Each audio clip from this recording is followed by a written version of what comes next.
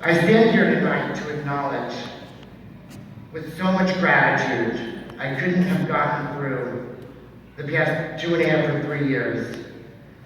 It's a privilege, it's an honor to present the Donald Snow Community Advocate Award to Long Beach Law and the law offices of Bruce Nickerson. Their heroic win, their historic landmark achievement, and their significant accomplishments that they worked so hard for. They're not just attorneys, they're fighting for the good fight for the LGBTQ community.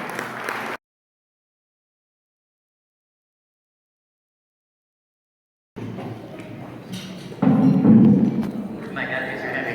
I'm Loftin. I found out about the lewd conduct arrests in Long Beach and other places when I started volunteering for the center in 1990 at their legal clinic. And men were coming into the clinic saying they've been arrested by undercover decoys. And they were in tears and embarrassed, and they were wanting to know what they could do about it.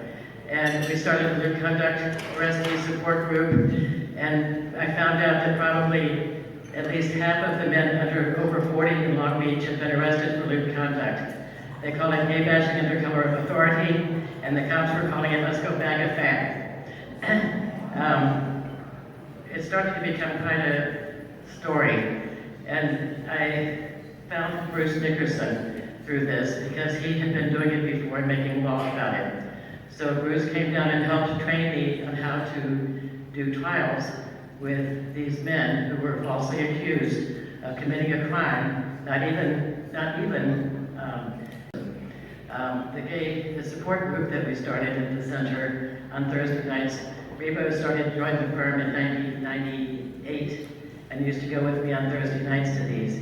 We were infiltrated by the Long Beach Police Department, undercover decoys in the support group, and they recorded us and played the recordings to the city prosecutor's office. It was just really awful. Alan Lowenthal was the 2nd District City Council person at the time, and one of his staff members would give me the arrest reports of the people. We had run, I don't know how many different times, trying to have the arrest thrown out because of discriminatory enforcement. We've read thousands of police reports.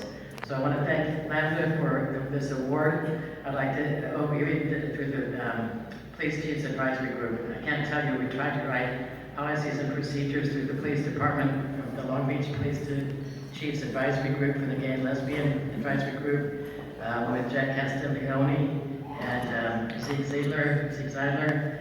We worked with that from the inside out. I went to the police academy trying to train the police that they're making false arrests, don't do it anymore. It was like falling out of a window and it felt like a lead balloon. It just didn't happen.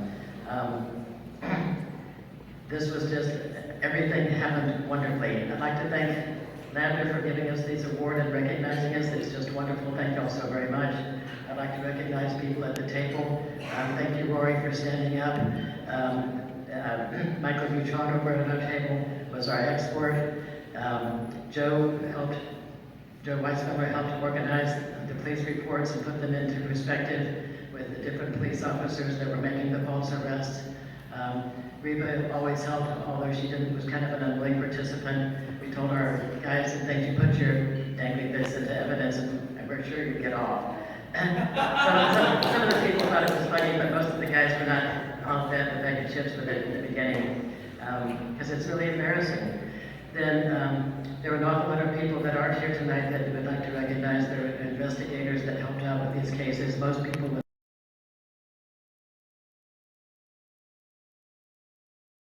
We were out of witnesses. I mean, everybody expected the trial to be over. And I said, Rory, we need you to get off the stand and tell the judge what happened. And he said, I'll do it. Can you imagine, folks, coming out of the closet for the first time to the world, to your family, under oath, in a courtroom, fighting for your liberty? That's what this man did.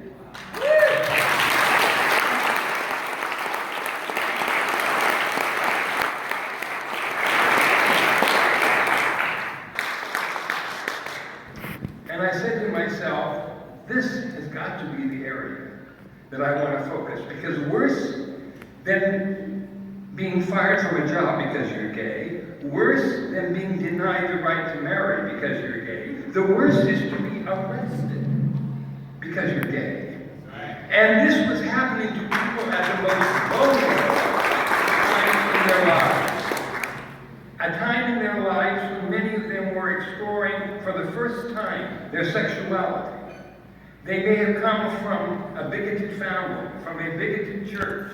They were consumed with guilt over how they felt. So their first tentative steps at exploring who they were, exploring their very truth, would be to cruise in public places.